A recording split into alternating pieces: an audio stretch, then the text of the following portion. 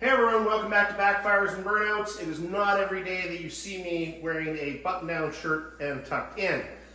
Today is a very special day. It is November 2nd, 2023, and today we are going to take the hot rod down to Victoria. The skies are good. We've had a little rain this morning, but the skies are good.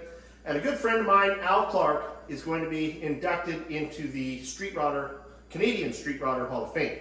Now, Al Clark, for those of you that don't know, is the brainchild behind Northwest Deuce Days, which is one of the best car shows, I would say. Happens every 3 years in Victoria, British Columbia, and it's primarily 32 Fords, but man, it is one of the largest grouping of 32s since the factory. Awesome cars. It's like a whole week of cars. Sarah pretty much knows that when Deuce Days comes to town, I'm going to be away for like a week, hanging out with the cars downtown. So again, the weather's good, so I'm going to take the car and we'll go see what getting inducted into the Canadian Street Rodder Hall of Fame is all about.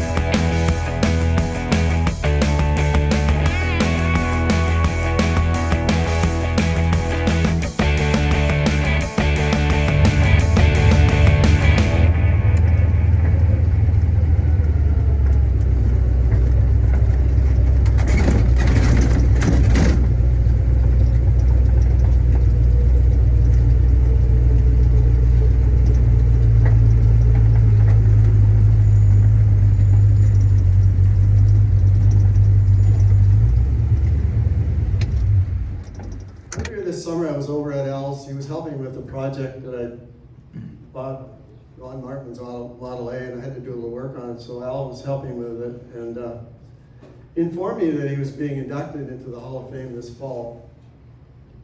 And we chatted a little bit about it, and I think I might have said, gee, I didn't know there was a Hall of Fame, and I've since talked to a few other people, and they didn't know there was a Hall of Fame either, or didn't know much about it. So I went home and got on my phone and I Google-ated the Hall of Fame, and I found a few interesting facts. I don't want to bore you with it, but it's interesting because I just talked to somebody here tonight and they didn't know much about it either. So, in 1993 it was formed. With the idea came out of the Canadian Street Rodding Association, and in 1994 the first inductees were put into the Hall of Fame. 25 inductees went in. And every year since, there's been an inductee, an individual, and that's what Al was put in as an individual class. There's group classes, club classes, and commercial classes. So they've been, and next year will be their 30th year doing this. So they've been around a long time, and I must say I'm embarrassed I didn't know much about it. So. And Al and Judy were out there a couple of weeks ago. They had a great reception there at the gala event, and that's where they were presented with their trophy. Interesting, Al was saying when he went there, he only knew 2 people in the room. And he sort of was looking around. Anyway, I think his friend, was your friend Pete? Pete was there from Michigan. And Frank Calgani, some of you guys might know Frank from Toronto. He's initiated the hot rod tour from Toronto to Victoria, many of those tours, to bring cars out here to Deuce Days. And Pete and Frank were sitting with Al and Judy at the table over the dinner. And when it came to time for the introduction of Al, they called Frank up to the podium. So little to Al's surprise was that Frank, one of the only guys he knew in the room, actually presented the trophy to Al. So I think it was moving for Al to have somebody he knew from the West, or that knew about Al, present the trophy. So I think it was quite nice what they did there. When I was asked to say a few words about Al, I thought, God, how could I ever do that? How could I ever cover his life history and Roddding? And I thought, well, if I could ever get over to his shop, steal all the pictures off the wall in his shop, because there's hundreds of them. If any of you guys have been over there to see, you know what I'm talking about. I thought if I could go over there, steal all those pictures, stick them on the wall here, you'd see his whole life. But instead, I reached out to Andy Suter. Andy is one of the directors of the Canadian Street Roddding Hall of Fame. I told him that we were having this little presentation for Al. And he said, well, I'll tell you what we'll do. We'll send out the PowerPoint presentation which we used to present Al his induction ceremony. So we have that here today for you guys to see his induction ceremony at the event. So it was really nice of those guys to do it. Murray's got it up on his computer there. And I'm going to attempt to read the notes that Frank used to induct Al into the Hall of Fame. So we hope you enjoy this little treat today. Yeah, I think that's about it. So here we go. It won't take long. I've gone through it. It takes about 8 minutes, but I think it's worth you folks to see exactly what happened back there. I was pretty impressed myself. So. This isn't weird. Here's inductee to the Canadian Street Roddding Hall of Fame, namely Al Clark in Victoria, British Columbia, and what experiences he's had. Al bought his first car when he was 15, a 42 Ford. You're allowed to make corrections if this is all wrong, okay? Because you're the guy that knows. It was a 42 Ford Coupe with a blown engine. Then he got his first days of hot rods and car shows when he joined the Quarter Milers Car Club with his brother. And that was the club that Bob Clark started in 59, correct? 56. It's another test to be fast. He entered his brother's Section 49 Meteor solo in the club's annual Autoramic show and won second place with a full custom class, his first trophy. And when he was 18, he became the show's competition chairman, responsible for finding cars for the show. Also at 18, he drove his club's C-Class dragster to the local dragster called Sand Cobble Raceway, located in the narrow Hollage Road, North Victoria. We all remember that, eh? During high school, he drove his customized 48 Coupe, then a 39 Chev Coupe, and then a 55 Chev Nomad for a push car. He was the guy that everybody wanted to be because he had cool cars in high school. Al did so well driving the dragster. He won the class championship at Mission Dragstrip in 1965. He ended up buying the car and started racing it on his own. An injected small block Chevy was good for a time of 9.76 seconds with a speed of 144 miles per hour, and that was in 1967. When the Chevy engine died, he switched to an E-Class with a Buick. Yeah, a Buick. A Buick straight 8, mind you, of all things, and later an injected Chrysler Hemi with the low 9s at over 148 miles an hour in the B-Class. That's pretty fast. The racing at San Cobble moved to a new strip called Van Isle that ran until 1972.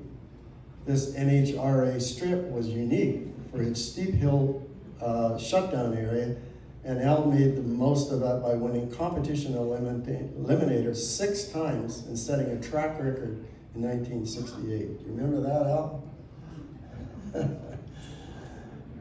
Oh, and I'll bet you your drag strip doesn't have a scenery like this one. What a view. I think that's old.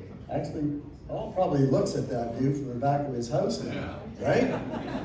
That's pretty well, yeah. You came back home, didn't you? By 78, Al had a 32 Vicky, and he joined the early V8 club, leading to a long association with this group.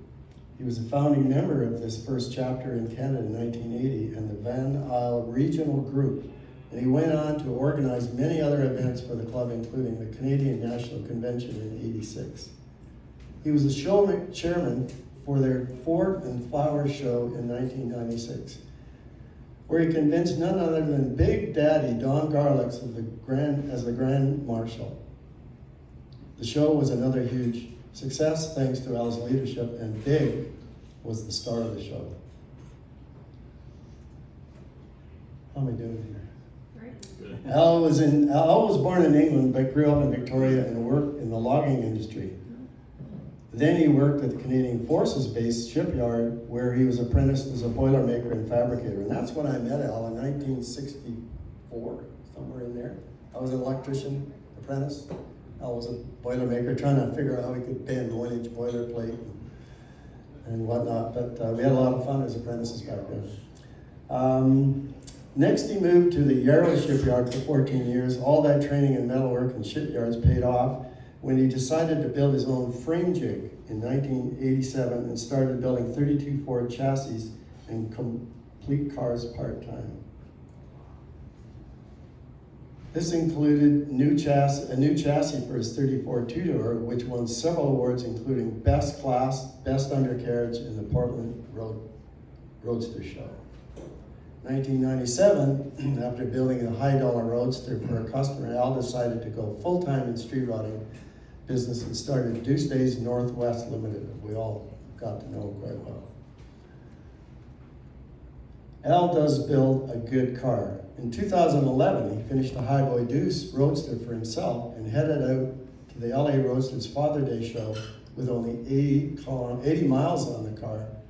They returned home with 2,500 miles of car later, trouble-free. His Roadster carries the name Solo in the honor of his brother. But Al longed for more show car action, and since there hadn't been an indoor show in Victoria for several years, he figured it was time. So he ran a new show modeled after the old Quarter Mile show in 1958, and the jazz band playing and some cars from that old show. It was a good show, but Al lost money, $100, I think it was. That's a lot of money.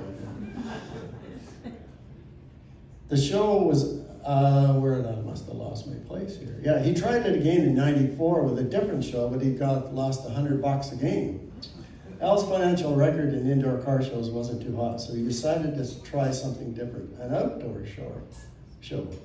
In 1998, he held the first Northwest Deuce Days show, which was a one-day event emphasizing 32 Fords, of course.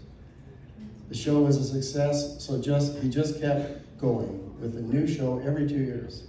The second and third Northwest Deuce Days shows was even bigger. In 2004, he was able to talk the city of Victoria into letting him have the big show on the roads around the inner harbor of the city. This was the start of something huge. Street rods came from everywhere, including California, with Vic Edelrock and his wife as guests, and their own Deuce coupe, with over 400 Deuces in attendance. Vic liked the show so much he attended every one until his passing in 2017. I also remember them bringing their beautiful yacht up here and parking it in the harbor, so it was pretty nice. 2007 marked a milestone for Al and Deuce. It was the 75th anniversary of the Deuce show. Had to be a special one, and it sure was. Participants came from near and far, England, New Zealand, Finland, and all across North America. The guests included Andy and Roy Brizio, Bruce Myers, the LA Roadster Club, and the Bay Area Roadsters, and more.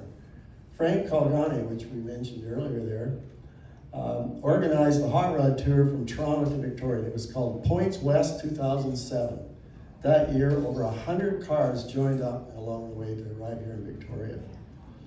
Al's sixth show in 2010 was, and by this time it had grown into a 4-day event, and it now included city tours, a poker run, a gala dinner, big outdoor show as the grand finale. It had 950 entrants, and as in the past, over half were deuces.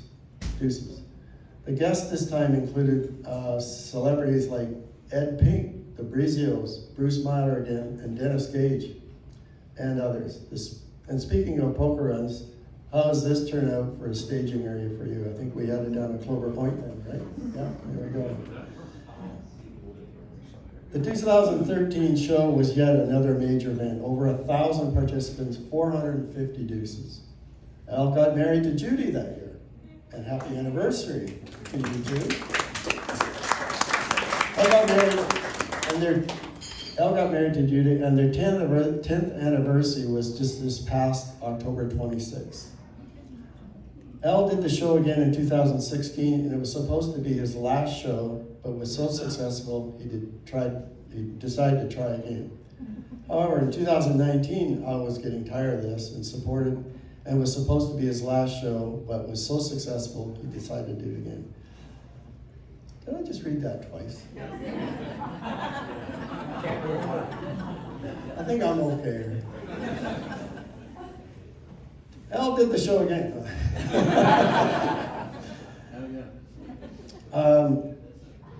However, about 2019, Al was trying to remember that he'd been doing this for almost, it says on this note here, 20 years, but I did the math, and he's more up like 45 years when it goes back to the days of the quarter medal shows.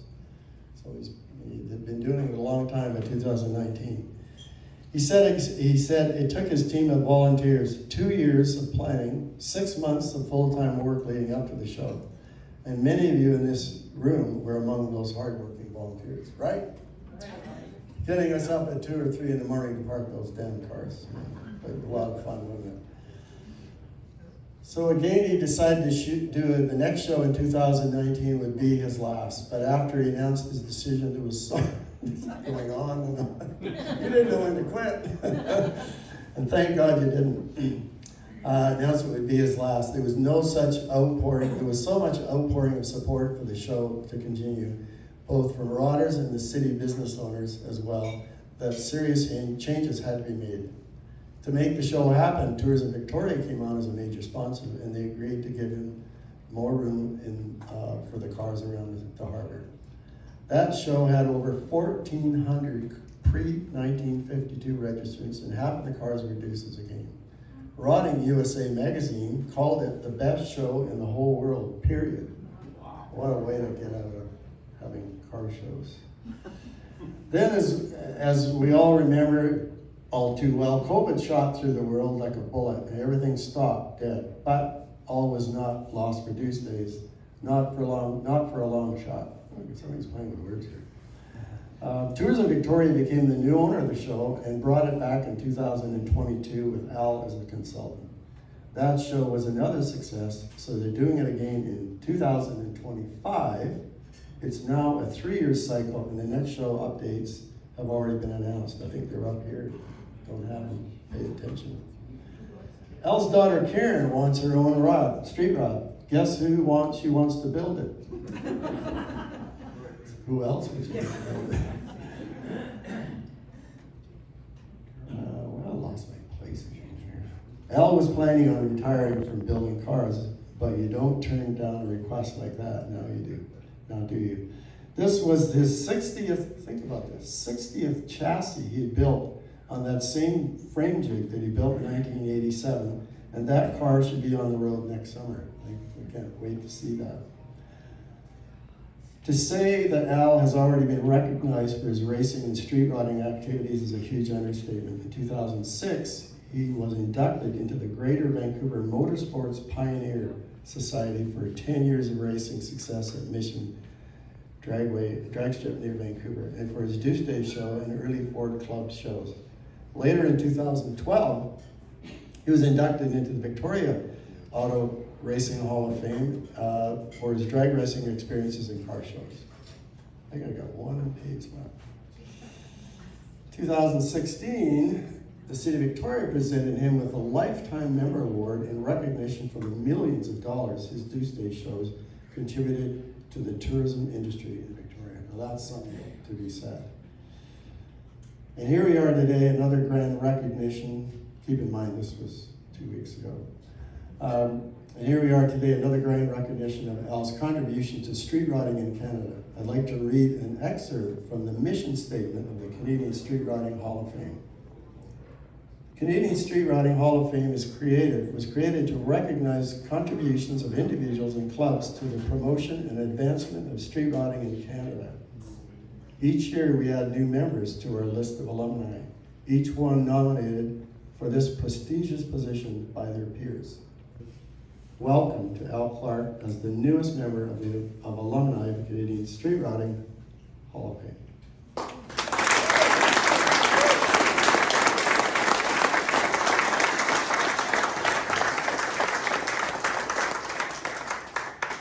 Hall of Fame. We thought that we would create an award, and Gord, it's up to you. Gord. You're sitting right by him.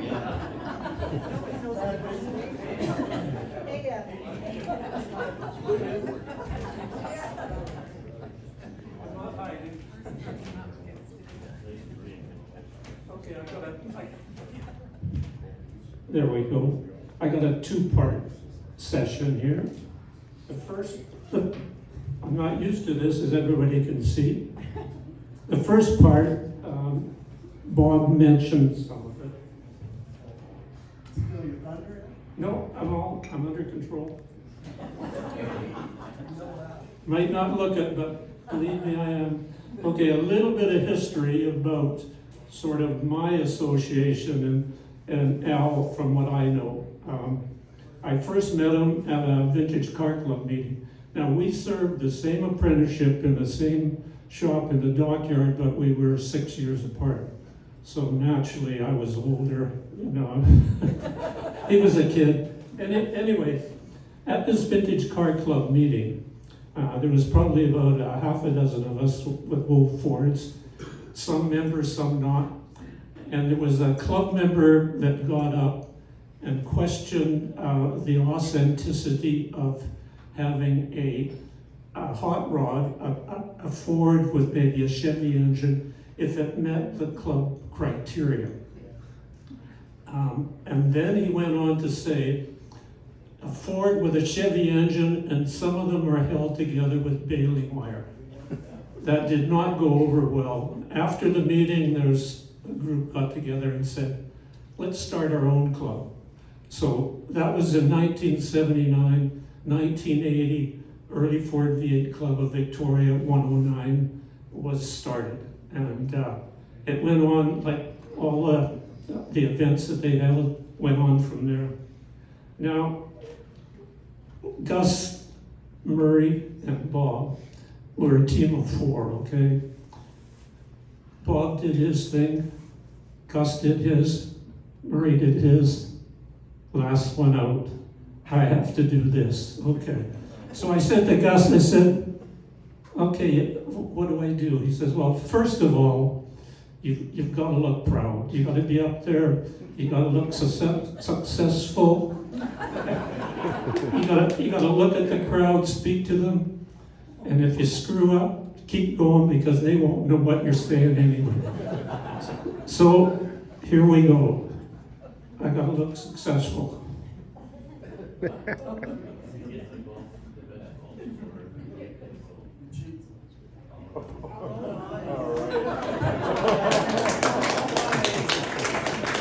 Now, Gus, could I get you to give me a hand, please?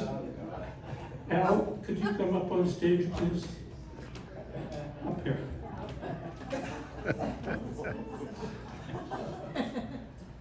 What I did, as soon as I heard this, I went into my office, I grabbed some paper and I wrote down this speech. If you could go over on that side. If you could hold up. This is going to take a little while.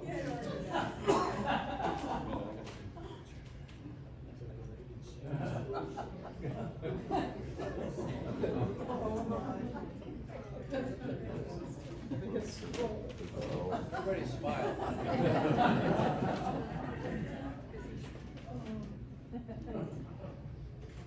Okay, you go there because I have to look at these people.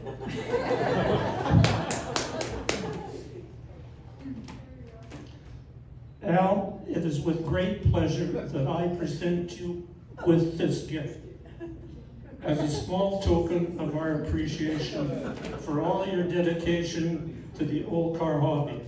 Now, do you people realize I'm reading this upside down? This alu panel, that's what it's called, it's A-L-U-P-A-N-E-L, was designed and produced by Helen Bradley, Susie Polinsky, Murray Anderson, Gus McTavish, the end. No, that's not the end. And the good folks at the sign pad in the Western Communities, right across from Lee Valley. What's that say? Oh, take Al over and unveil the alu panel.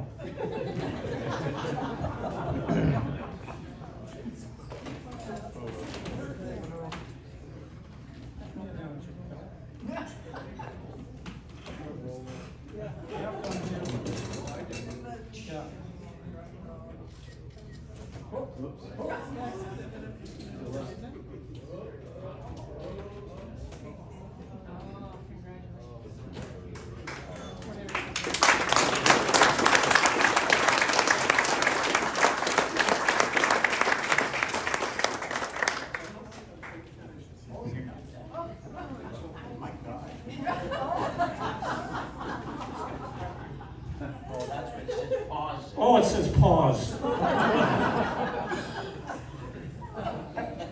Ask Al if he would like to say a few words. Hand him the mic. Thank you.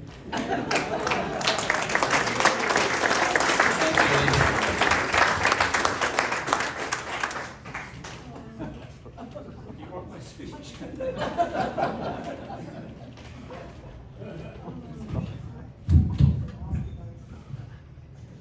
I know I've got a few enemies in the last few years, but I never thought I'd have this many friends.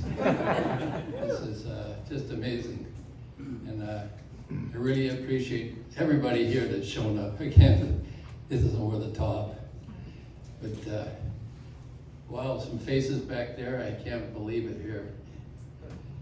Anyhow, I got a few words to say, but I got some notes, but some of it's already been told, so I won't overdo it. But when I was in Ontario,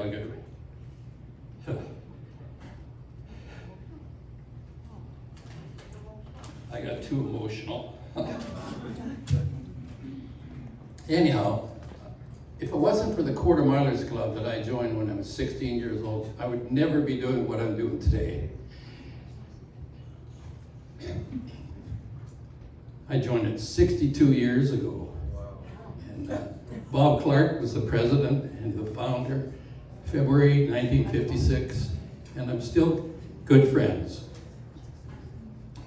They put on car shows every year, the Autorama, I don't know if anybody remembers them, and they ran drag races up at the Bamberton Hall Road, and I became the first year I was in it, they go, okay, you can organize getting all the cars. So me and my buddy Ted's around here somewhere, we were 17 and we go to all the shows around the Northwest asking people to come, and it was great. It was held at the Esquimalt Sports Center in the curling rink there. That was the first time they'd ever had a show out there. So I did that and carried on with the club, and I eventually became show chairman. And they ran the shows right up until 1973, which was the last show they had, and the club folded just after that. So just after that, I got a phone call from a fellow with ISCA, International Show Car Association. They wanted to come to Victoria and start putting shows on, and they asked me to be show chairman. So, for 14 years, I did the chairman of the ISCA shows. The World of Wheels, they started out, and then they went, I think they started as Autorama and then changed it to World of Wheels. And I kind of got sick and tired of doing that after a while, after 14 years. So they moved out of town, and there wasn't any more shows. So in, well, it's already mentioned, in '91 I put one of my own shows on at the Memorial Arena. And it was a pretty good show, but like they say, I lost money and I'm not gonna do that again, but sucker for punishment. I did another one in the conference center just behind the Empress Hotel in '94. It was a really good show, all nice carpeted like this and chandeliers, and lost money again. So no more indoor shows for me. So about, it was 1985 actually, I think you got a little mistake there. I thought I'm gonna try, I was always helping guys building cars and that, but never jumped into it like I did. I built a frame jig and started building frames. The first one I ever built was for Bob Payton, believe it or not. Is he here tonight? Probably not. Anyhow, he's still driving a Roadster. I built the chassis for it underneath, and it went on and on and on. I was building chassis. Well, I did 61 of them. The 61st one was my daughter. Did my daughter make it here? She's not here. I gotta tell you a story about my daughter. 20 years ago, she moved down to Seattle to take a job down there, and they hired her on the spot.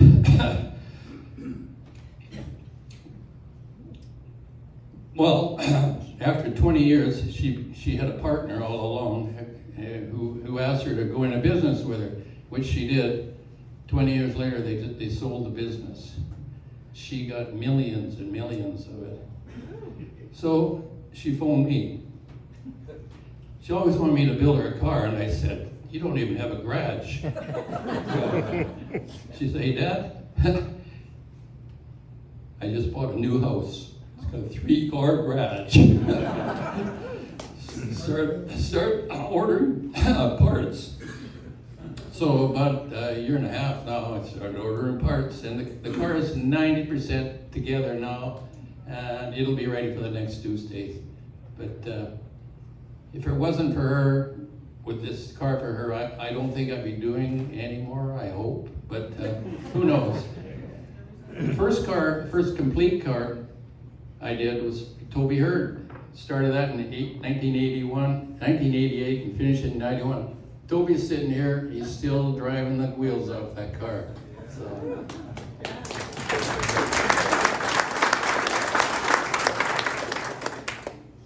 And Toby had purchased a couple of cars from the Paul Ferris's estate. And the coupe that I did for Toby was one, and the next one was a 2-door sedan, which he didn't want to do that anymore. So I ended up buying it off of Toby and Marilyn. I bought it off of Marilyn, actually. So you always sell your cars. Why do you? I'm not going to sell it to you. So with my friend Robin Robin, he helped me all through this car. He painted it. It's a green, deep jewel green. We took it to the Portland Roadster Show, won best undercarriage with it there. So we were pretty happy with the turnout. Well, just after that, a fellow from Nanaimo came down. He'd heard about me winning this trophy and thought, well, I got an old Model A. I wonder if he'd make it a hot rod for me. So Frank wanted to be here today, but he's suffering cancer treatment.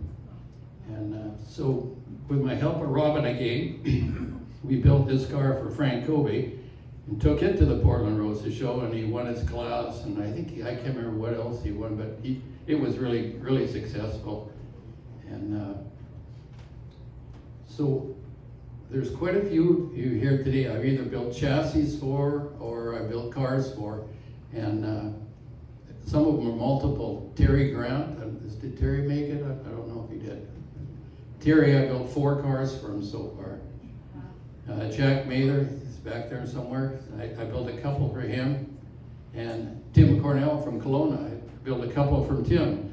So it's really an honor to be trusted.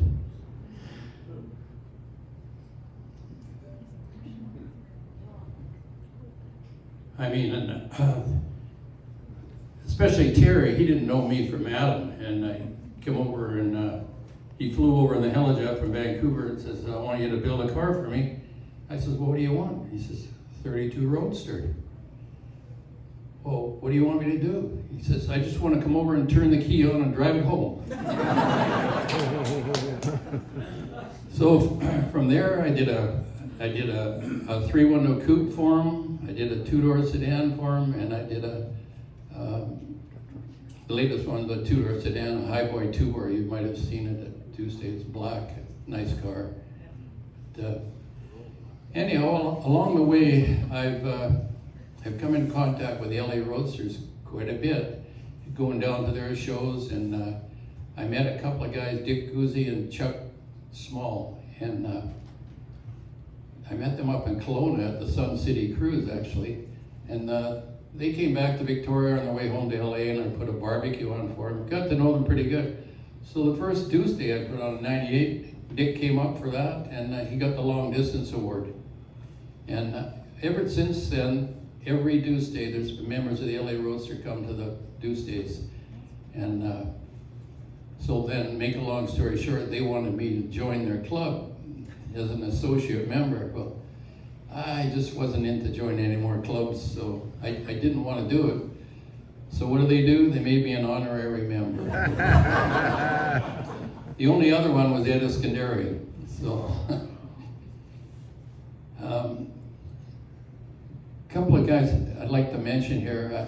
When I was in the shipyards, I had quite a few apprentices working with me, various times. But since I started working on my own, I've mentored a couple of guys. Tom Streeton, where's Tom? Tom there. Tom, he came banging on my garage door one day. He says, hi, Al, I'm Tom Streeton. Well, I knew him when he was about this high, He says, can I come in and have a look at what you're doing? I said, sure, no problem. So he hung around for a little bit, and as he's leaving, he says, do you ever need a hand here? Well, maybe I do, Tom.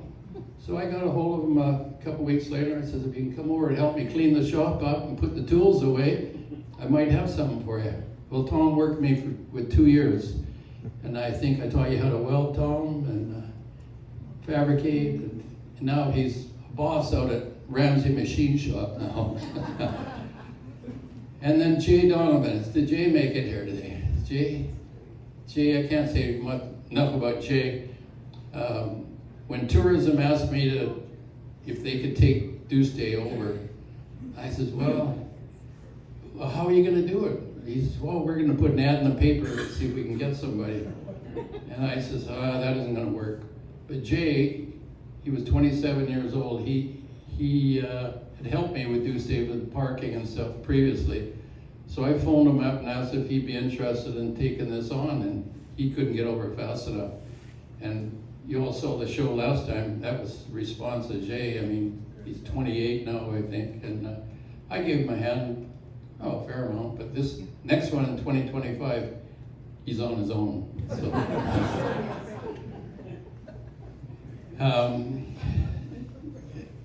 I got to tell you this little story.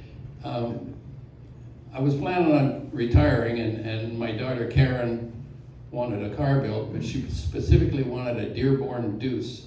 I don't know if you're familiar with it. It's a roadster. They have roll-up windows in it, and the top goes down and the top comes up. So you're always enclosed, or it could be a roadster. Anyhow, we saw an ad on eBay, Dearborn Deuce for sale, because they're out of business. So I got a hold of the guy, and he says, yeah, I got 5 bodies in parts. I have the first 2 are sold. If you want the 3rd one, I'll get going on it. And well, he got going on it. He took our money, almost $20,000 worth, and I couldn't get a hold of him. couldn't get on the phone or email or anything. So we thought, what are we gonna do? Well, the last Deuce Day, a guy came up to me, he said, "Hi, Al, great show, we flew out again." I said, "Flew out from where?" "From Michigan." I said, "Are you anywhere near Dearborn or Detroit, I mean?" That's where this guy's shop was, just out of Detroit. "Yeah, I am." So I told him the whole story I just told you, and he says, "I might be able to help you." And he gave me his business card. He's a retired Dearborn or Detroit SWAT team. So his name is Pete. So I'll refer to him as Pete because that's his name. But anyhow, Pete and I became pretty good friends over the phone and the emails back and forth for the last 2 years. So when I went back to the Hall of Fame thing in Ontario there, Pete came and sat at our table with us. And he said, well, before I got there, he says, "How about if you're out this area, we'll make a visit to this guy's shop." Oh, okay. So his brother-in-law had a truck and a trailer. He says, "How about when you leave Brantford, where the Hall of Fame was, in the morning, we'll be heading there with the truck and trailer to Plymouth, Michigan, to this guy's shop." And I said, "Well, I don't know if he's going to be there." I had previously sent him an email saying, "We're coming, we've got the cash, you better have the body ready." So he knew we were coming, but he wouldn't answer my email or phone calls. Anyhow, Pete and his brother-in-law and Judy and I, we arrived at this guy's shop. The door was open. We walked in there and there's a body there. It was our body.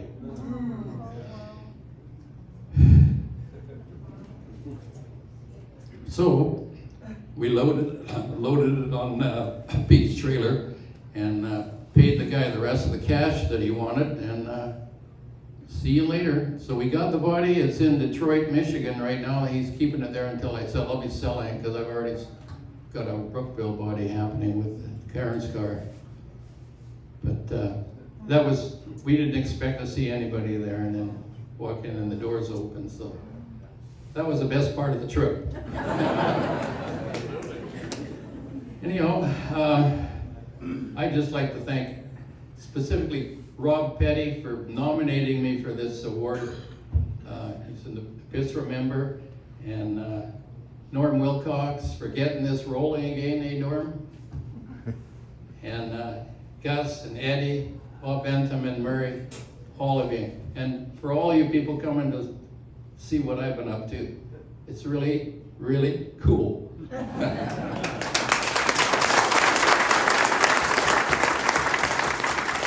Okay, and I want it loud.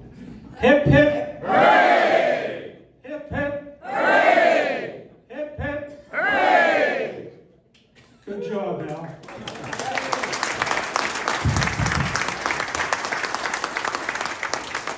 You know, there's a lot of people in the room we know, and I'm just looking forward to talking to you all. So have some fun, mingle. We've got the room till 6, but it's been a really, really nice afternoon. Good to see all of you. Thank you. Well, that was absolutely amazing. Good fun there to see Al and see all the other old hot rod guys. I'm probably one of the youngest guys in the room, but these guys are all super inspirational to me, and keep me wanting to put on car shows, help out with car shows and all that stuff. Unfortunately, it's just starting to rain a little bit, and as you can see, we don't have a roof on the old Model A. But it is November, so it's kind of expected. It's just a little spitting, so it's not too bad. But we don't got wipers and whatever, so I'll just have to clean the car a little bit. It's not too bad, actually. I think it might just be a little bit of spitting. But anyway, really good time. Really happy for Al, and happy that he got some of that recognition that was well deserved. So anyway, good on Al. Keep up the good work. Who needs wipers?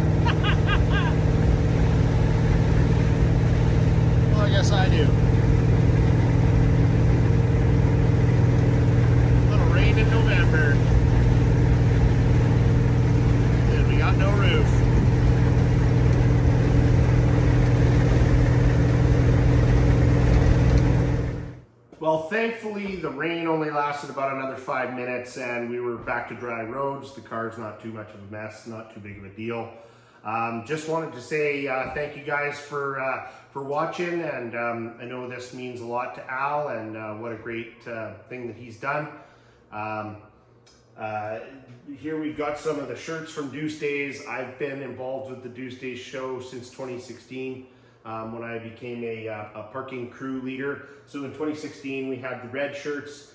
In 2019 we went to blue, and of course in 2022 we wore the white shirts. So pretty excited to see what's going to happen and what colors we're going to be wearing in 2025. Look forward to being a part of that show. And again, thank you, Al Clark, for all you've done for the hot rod community. You're really someone that I look up to, and I can only hope that one day I can live into those shoes that you've done. So anyway, thanks so much, and we'll see you on the next one.